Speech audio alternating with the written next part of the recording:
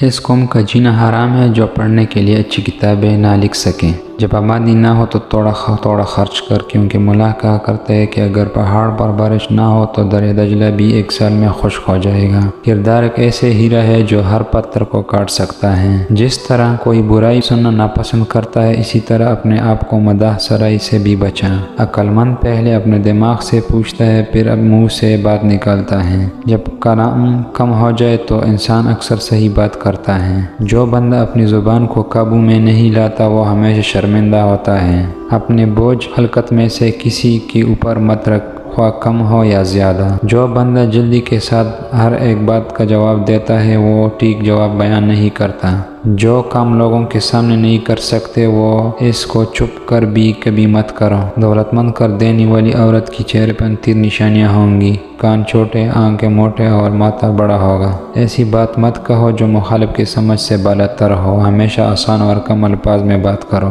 یاد رکھو، خدا کریم کے سارے عطاؤں میں حکمت سے بڑھ کر حکیم وہ بندہ ہے جس کی قول اور فعل دونوں برابر ہو۔ جو بندہ علمی مذاق نہ رکھتا ہو، اس کے سامنے علمی بات کرنا اذیت سے پہنچانا ہے۔